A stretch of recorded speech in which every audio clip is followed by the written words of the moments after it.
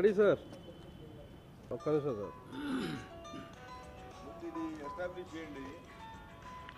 Bus ఒక్క నిమిషం sir.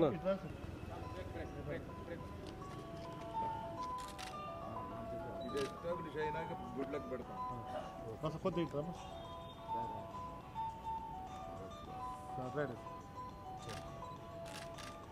సరే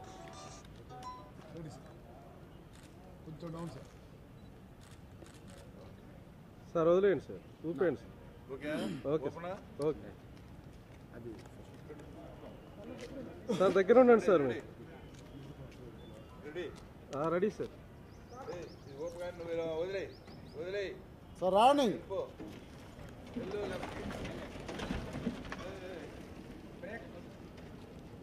రాని అమ్మ పెద్దవాళ్ళ దాకా తీసుకెళ్ళినట్టున్నాడు. వస్తాడు వాడే వస్తాడు. Good luck. ఈ గ్రీన్ కార్డ్ అనే సినిమాని స్టాండింగ్ కావాలా? ఆహుతులైన మీ అందరికీ నా కళాభివందనాలు.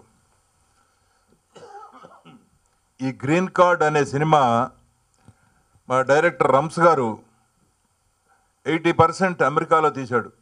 న్యూయార్క్ నగరం కానీ మంచి కాస్ట్లీ లొకేషన్స్, ఇంతవరకు ఎవరు షూట్ చేసిన లొకేషన్స్లో ఈ సినిమాని చేశాడు. ఎందుకంటే మన వాళ్ళు అక్కడ పడే కష్టాలు చక్కటి ఫ్యామిలీ కథగా జోడించి దీన్ని, ఇందులో అన్ని ఫ్యామిలీ అంశాలు, కామెడీ అన్నీ జోడించి టోటల్గా ఏం చెప్తాడంటే, we love America but we hate guns.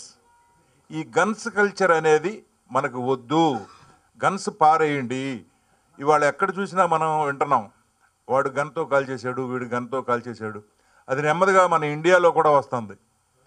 మేము మీ ప్రెస్ వాళ్ళందరినీ ఎందుకు రిక్వెస్ట్ చేస్తున్నామంటే, మీరు ఏమైనా చేయగలరు. ఒక మంచి వార్తని జనంలోకి తీసుకెళ్లాలంటే మీ తర్వాతే ఎవరైనా. అలాగే ఒక ఫ్లాప్ అయిన సినిమాని కూడా హిట్ చేయగల శక్తి మీ ఉంది, మీకున్న పవర్ అటువంటిది. మీరు చెబితే జనం వింటారు.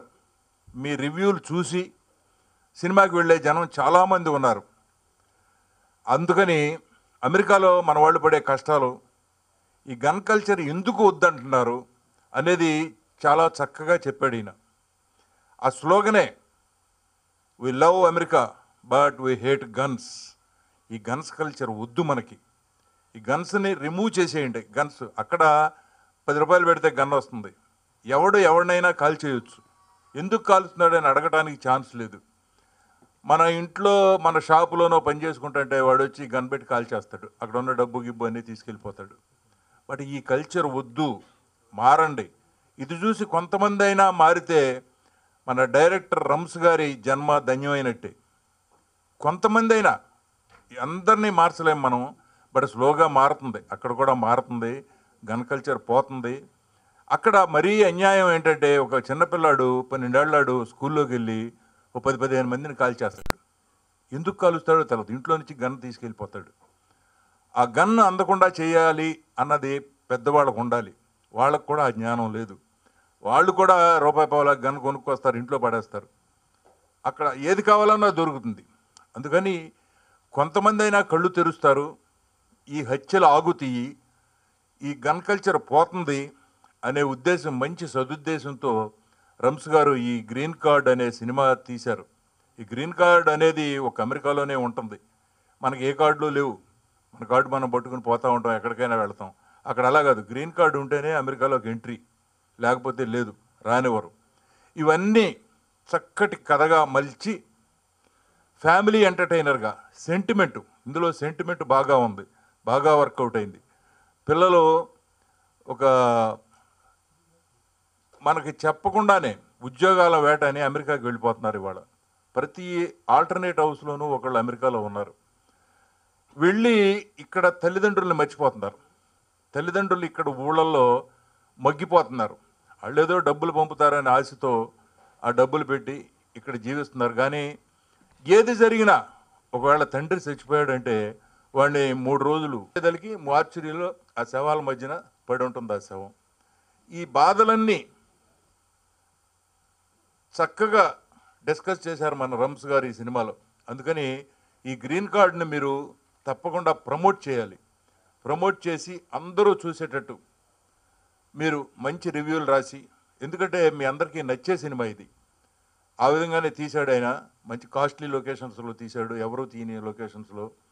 న్యూయార్క్ అంతా ఎక్స్ప్లాయిట్ చేశాడు. ఇప్పుడు ఈ గన్ కల్చర్ పోవాలని ఒక 10 ఫీట్ గన్ను తయారు చేసి ఒక జీప్ మీద ఎక్కించి మొత్తం ఆంధ్రప్రదేశ్ అంతా తిప్పుతున్నాడు. తెలంగాణ, ఆంధ్రప్రదేశ్ అన్ని కాలేజీలు, అన్ని రోడ్లు, అన్ని సినిమా హాల్స్ తిప్పి మొత్తం అందరికీ ఈ గన్స్ వద్దు అనే స్లోగన్ని చెప్పి ఆఖరికి తీసుకొచ్చి మన హుస్సేన్ సాగర్లో ఆ గన్నును నిమజ్జనం చేస్తున్నాడు ఈయన. ఇంత మంచి ఉద్దేశంతో ఈ మంచి పని చేస్తున్న రమ్స్ గారిని నేను మనస్ఫూర్తిగా అభినందిస్తున్నాను. మీరందరూ కూడా అభినందించాలి. అభినందించి ఆయన్ని ఎంకరేజ్ చేస్తారని నమ్ముతూ నేను సెలవు తీసుకుంటున్నాను. నమస్తే. అందరు వచ్చినాను. వర్క్ స్టార్ట్ చేశాను గ్యాస్ స్టేషన్లో. ఒకడు వచ్చి హ్యాండ్స్ అప్, గన్ పెట్టాడు, హ్యాండ్స్ అప్ అన్నాడు. ఏంటి వాడికి కావాల్సింది $200-300. ఆ రోజు మనసులో అనుకున్న మాట, ఇండియాలో అప్పు చేసైనా బతికేవాడిని, ఇక్కడికి వచ్చి హ్యాండ్స్ అప్ చేసి ఎంత ఆయన బతుకు అంటే హ్యాండ్స్ అప్ చేసాక కూడా బతుకున్నాను. నా లక్ ఏంటంటే చాలామంది హ్యాండ్స్ అప్ తర్వాత పోయారు. అప్పుతో ఇక్కడ అందరూ, అంటే నేను ప్రాస కలిసిందని వాడట్లేదు, ఇండియాలో అదే. అలాగే సింపుల్గా నన్ను ఫ్రెండ్స్ అడుగుతుంటారు, ఇండియాకి అమెరికాకి తేడా ఏంట్రా. ఇక్కడే చిన్న పదం అండి, అంటే స్పెల్లింగ్ మిస్టేక్ లాగా ఉంటుంది. ఇక్కడ కామన్ మ్యాన్ అంటారు, ఇండియాలో మనని కామన్ మ్యాన్ అంటారు, అక్కడ కమాన్ మ్యాన్ అంటారు. సింపులే, దాంట్లో ఏం తేడా లేదు. మళ్ళీ వాళ్ళు మనము అక్కడ ఇక్కడ ఏం చేస్తున్నామంటే చాలా సింపుల్గా చెప్పుకోవచ్చు. బెడ్లో 8 గంటలు, షెడ్లో 1 గంట, అది కార్తో. అవసరమైన వాకింగ్కి 1 గంట, అనవసరమైన టాకింగ్కి 1 గంట. ఈటింగ్ 2 గంటలు, మీటింగ్ 2 గంటలు, కారులో 2 గంటలు, బార్లో 2 గంటలు, ఇంట్లో ఉన్న నల్లలతో 1 గంట, బాత్రూంలో ఉన్న నల్లలతో 1 గంట, ఇంట్లో ఉన్న పిల్లలతో 1 గంట, టీవీతో 1 గంట, బీవీతో 1 గంట. మిగిలింది ఏంటంట కామన్ మ్యాన్ అయినా కమాన్ మ్యాన్ అయినా వాళ్ళు చేసేది ఇదే అని నేను అంటుంటా. సింపుల్గా అంటే ఏం చెప్పగలిగారు సినిమాలో అంటే ఒక చిన్న టైం ఎక్కువ లేదు. ఒకరోజు గ్యాస్ స్టేషన్లో ఉన్నాను, ఇండియన్ ఫ్రెండ్స్తో మాట్లాడుతున్నాను నేను ఫోన్లో. అమెరికన్ వచ్చాడు, ఒక 60 years అతను. వస్తే నేను ఫ్రెండ్స్తో మాట్లాడుతూ హాయ్ సార్ అన్నాను. ఏంట్రా ఎవరు వచ్చారని ఫోన్లో ఫ్రెండ్ అడిగాడు. అమెరికన్ వచ్చాడురా, 60 ఏళ్ళు, అదృష్టం చూడరా, మనలా కాకుండా ఈ టైంలో కూడా బీర్లు అవి అన్నీ కొనుక్కొని వెళ్తుంటాడు, దొంగనా కూడా అదృష్టవంతుడు అని మన భాషలో తెలుగులో నేను అంటున్న సమయంలో ఆయన లోపలికి వెళ్ళి ఐటమ్స్ తీసుకుంటూ నన్ను తిరిగి చూస్తున్నాడు. తిరిగి చూస్తుంటే నవ్వుకుంటూ అడేదో నాకు అర్థమైనట్టు చూస్తున్నాడు రా అన్న. అతను నా దగ్గరికి నడుచుకుంటూ వచ్చి అన్న పదం ఏంటంటే అర్థమైంది కాబట్టే చూస్తున్నాను. ఆ రోజు నాకు షాక్ అండి. ఇంక నేను ఫోన్ పక్కన పెట్టేసి సారీ అర్థమైందంట. అమెరికన్ ఎంబసీ ఆఫీస్లో హైదరాబాద్లో 4 సంవత్సరాలు పనిచేశా. అంటే అతని యాసలో పనిచేసా. నీలాంటి ఎదవలు వీసాలకు వచ్చినప్పుడు బాగానే ఉంటారు, వీసాలు ఇచ్చాక ఇలా ఉంటారు. ఒక 5-6 వేల మందికి వీసాలు ఇచ్చింది నేనే అని చెప్పి వెళ్ళినాక నాకు మీరు నంబర్ బ్లాంక్ అయిపోయా ఒక 5 నిమిషాలు. అంటే నేను ఎందుకు చెప్తున్నానంటే ఇది చాలామంది అంటుంటారు అక్కడికి వెళ్ళి మీరు ఇంగ్లీషే మాట్లాడాలి, అమెరికన్స్ తెలుగులో మాట్లాడతారంటే ఎంతమంది నమ్ముతారో నాకు తెలియదు. చాలామంది వచ్చిరాని తెలుగుతో మాట్లాడుతుంటారు. ఏంటంటే నేబర్స్తో తెలుగు నేర్చుకోవటం, ఇక్కడ పనిచేసిన అమెరికన్స్ రాజమండ్రి ఎక్కడ పడితే అక్కడ పనిచేశారంటే మనకు తెలియదు. అంటే ఎందుకు చెప్తున్నానంటే ఈ పదం, నేను అక్కడ ఇంగ్లీషే మాట్లాడాల్సిన అవసరం లేదు, తెలుగులో మాట్లాడినా వాళ్ళు క్యాచ్ చేస్తారన్నదానికి ఒక చిన్న ఎగ్జాంపులే. ఇలాగ లైఫ్ ఇన్ అమెరికా, నేను దీంట్లో చూపించిన సీన్స్ అన్నీ వెరైటీగా ఉంటాయి. అంటే ప్రతి ఒక్కడు సినిమా తీసి చెప్పే పదమే, నేను లాస్ట్ టైం కూడా అది కాదు. ఇక్కడ ఏంటంటే అమెరికాలో ఒక్కొక్క సీన్ తీసుకుంటే అది వెరైటీగానే కనబడుద్ది. దాంట్లో ఒక చిన్న ఎగ్జాంపుల్, అంటే మీరు తప్పు పట్టుకోవద్దు. అమెరికాలో చాలామందికి తెలియంది ఏంటంటే సింగిల్ మామ్స్ ఉంటారు. సింగిల్ మామ్స్ అంటే వాళ్ళకి పెళ్ళి అవ్వదు, పిల్లలు ఉంటారు. మీరు నమ్మరండి, 50 to 60% అమెరికన్ అమ్మాయిలు సింగిల్ మామ్సే. అక్కడ తండ్రి పేరు అడగరు, తల్లి పిల్లల్ని తీసుకొని స్కూల్లో జాయిన్ చేయడానికి చేస్తే. అలాగే మన దురదృష్టం ఏంటంటే నేను సింగిల్ ఫాదర్స్ని చూసి ఇండియన్స్ని దాంట్లో ఒక ఎగ్జాంపుల్ చెప్తాను, ఏమనుకోదు. నా దగ్గర పనిచేసేవాడు టింకు అని. అతను ఒక అమ్మాయి వచ్చింది, డేటింగ్ ఛాన్స్ ఇచ్చింది. తర్వాత ఒక నెల తర్వాత 2 నెలల తర్వాత వచ్చి వాడిని ఏదో డబ్బులు అడిగింది. డబ్బులు అడిగితే వాడు ఇలా వాడు నాకు నేనేమైంది అమెరికన్ వచ్చేదో కొట్లాడిపోయిందంటే, డబ్బులు అడిగింది సార్, నేను ఇయలేదన్నాడు. సరే పోనీ అన్నాను. చూస్తే 5-10 మినిట్స్లో పోలీసులు వచ్చారండి. వచ్చేవాడిని తీసుకెళ్ళి DNA టెస్ట్లు అన్నారు. తర్వాత వాడు ఈరోజు మీరు నంబర్ నా దగ్గర పనిచేస్తున్నాడు అక్కడ, ఇంత పాప ఉంటుంది. వాడు బతుకు చూడండి, అంటే మ్యారేజ్ అవ్వకుండానే తండ్రి అయ్యాడు. సండే నాడు సాటర్డే నాడు పిల్లని పెంచడం, మండే నాడు ఆమెకి ఇచ్చాడు. కోర్టులో రూల్ ఏంటంటే వీకెండ్ ఇతను తీసుకెళ్ళాలి, చైల్డ్ సపోర్ట్ అన్నీ ఇతను చేస్తూ ఉంటాడు. అంటే నేను ఒక ఎగ్జాంపుల్ ఇచ్చానంటే, ఇలా ఎన్నో చూస్తూ చూస్తూ నాకు ఒక ఐడియా వచ్చింది. చక్కగా అసలు life in America, in and out, అక్కడ అసలు మేము ఎలా ఉన్నాం. చాలామంది ఎన్ఆర్ఐ అంటే ఏదో అనుకుంటారు కానీ తెలియదండి, ఇక్కడికన్నా ఇబ్బందులు ఎక్కువ ఉంటాయి.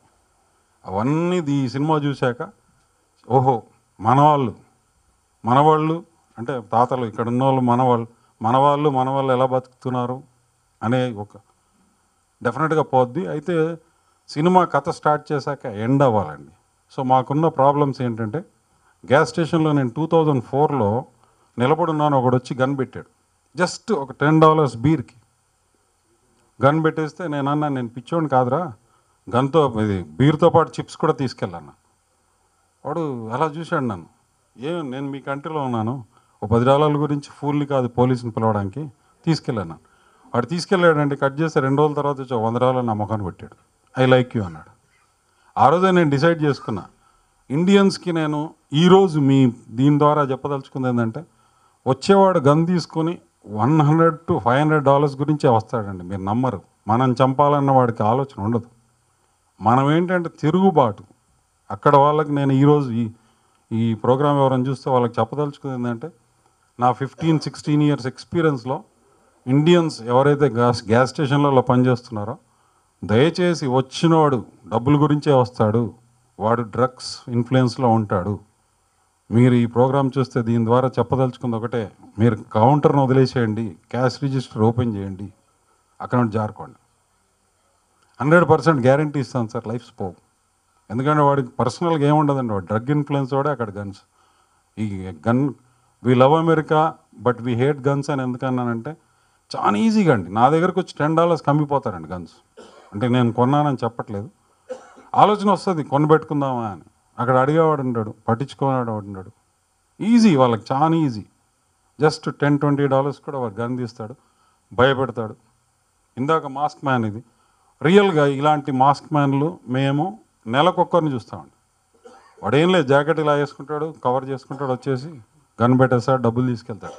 సరే డబ్బులు తీసుకెళ్తాడు, కాస్త మనం ఏమన్నా ఆ టైంలో యాక్ట్ చేస్తున్నట్టంటే, అక్కడ ఒక బ్యాడ్ ఏంటంటే, కౌంటర్ కింద ఒక బటన్ ఉంటుంది. కౌంటర్ కింద డెఫినెట్గా చూడని లొకేషన్స్, చూడని ఆర్టిస్టులు. ఇంకోటి ఏంటంటే, ఇక్కడ % ఆఫ్ ది మూవీ అమెరికాలోనే చేశాం కాబట్టి, సో మీకు ఎక్కువ లేడీస్ వీళ్ళంతా సినిమాలోనే కనబడతారు. ఇక్కడికి రమ్మంటే వాళ్ళని తీసుకొచ్చే అంత ఇది లేదు. థ్యాంక్స్ అండి. ఆడియో 3 మ్యూజిక్ డైరెక్టర్స్ ఇచ్చారండి. కు అని అమెరికన్ మ్యూజిక్ డైరెక్టరు 2 సాంగ్స్, ఇక్కడ ప్రణయ్ అని ఒక సాంగ్ ఇచ్చాడు, ప్రిన్స్ హెన్రీ అని అతను ఒక సాంగ్ ఇచ్చాడు. బాగొచ్చింది అని అందరు చెప్పినట్టు నేను చెప్తాను. But at the same time ఏంటంటే, ఈ ఆడియో ఫంక్షన్ని అమెరికాలో అంటే 90% ఆర్టిస్టులు అమెరికాలో ఉన్నారు కాబట్టి వాళ్ళు ఏమంటున్నారంటే, మొన్న ప్రెస్ మీట్ చూశారు, థ్యాంక్స్ అండి, మీరు చాలా చోట్లకి చేర్చారు మమ్మల్ని. వాళ్ళు చూసి ఇంప్రెస్ అయ్యి, ఒరే ఒక్క ఫంక్షన్ అన్న మాతో చేయరా అంటే, నేను వెళ్తున్నాను ఇప్పుడు నెక్స్ట్ ఆడియో ఫంక్షన్ అక్కడ చేస్తున్నాను. బట్ ఆ వీడియో తీసుకొచ్చి మళ్ళీ ఇక్కడ ఒక చిన్న ఫంక్షన్ చేస్తాను. దయచేసి మీరు చూపిస్తున్న ఇదే ప్రేమ. నేను అందరినీ ఒకటి చూస్తాను సార్, మేము మైల్స్ వెళ్తాం అమెరికాలో, బట్ ఇక్కడ మీ స్మైల్స్ చూస్తూ మైల్స్ పైన ఫీలింగ్గా నాకు కలుగుతుంది. చాలా థ్యాంక్స్.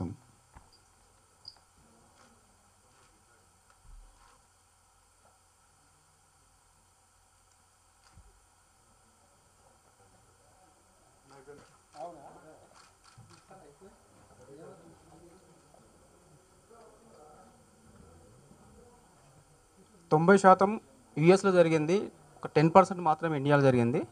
ఫస్ట్ ఆఫ్ ఆల్ నాకు ఈ చిన్న సినిమాలో ఈ చిత్రంలో నాకు ఇచ్చిన చిన్న అవకాశానికి నా వంతుగా మా డైరెక్టర్ గారికి కృతజ్ఞతలు తెలియజేస్తున్నాను. ఎందుకంటే ఇంత ఈ సబ్జెక్ట్ మొత్తం యూఎస్లో చేశారు కాబట్టి ఇక్కడ ఇండియాలో గుర్తుపెట్టుకొని మరీ నాకు ఈ అవకాశం ఇచ్చినందుకు నేను ఎల్లవేళలా రుణపడి ఉంటానండి. ఎందుకంటే నాకు చాలా హ్యాపీగా ఉంది ఈ సినిమాలో చేసినందుకు. ఫస్ట్ ఆఫ్ ఆల్ ఈ సినిమా ప్రతిరోజు ఏదో ఒక విషయం మనము న్యూస్లో చూస్తూనే ఉన్నాము. దానిని గురువుగారు డైరెక్టర్ గారు ప్రతి విషయాన్ని క్షుణ్ణంగా ప్రతి సీన్గా మలిచి దానికి ఆనందాన్ని అన్ని రకాలుగా సమ్మిళితం చేసి దాన్ని ఒక మూవీగా మలచడం అనేది నేను చాలా హ్యాపీగా ఫీల్ అయ్యానండి. ఎందుకంటే ఆ సినిమాను నేను షార్ట్ చూశాను, చాలా హ్యాపీగా ఉంది. ఓ లింగో నా లింగో నా శంభులింగా ఇది ఒక పల్లవి. దాంట్లో అల్లల్ల నేరల్లా అమెరికా కథ చెబుతా వినరా బిడ్డో లింగా గాడా ట్రంప్ అనే టెంక మొకపోడు బయట దేశపోళ్లను బాజాప్తుగా గెంటేస్తానని శపథం పట్టిండంటే ఇక ఆ నల్ల జాతోళ్ళైతే నరకం చూపిస్తారంట. మారు మాట్లాడితే తూటాలు దించుతారంట. మరి గటువంటి దేశముల ఎట్లేగుతావో జర పైలం బిడ్డో. Man drive boy to delivery boy ఒకటేనండి. It's the biggest surprise and we should appreciate him. ఇంతకంటే ఏం చెప్పేది లేదండి. Boy to delivery boy, imagine ఎన్ని క్రాఫ్ట్స్ ఉన్నాయో ఈ 2-3 వదిలేసి మిగతానే అన్ని చేశాడండి. Such a talented person. I know him from 20 years and I wish him the best.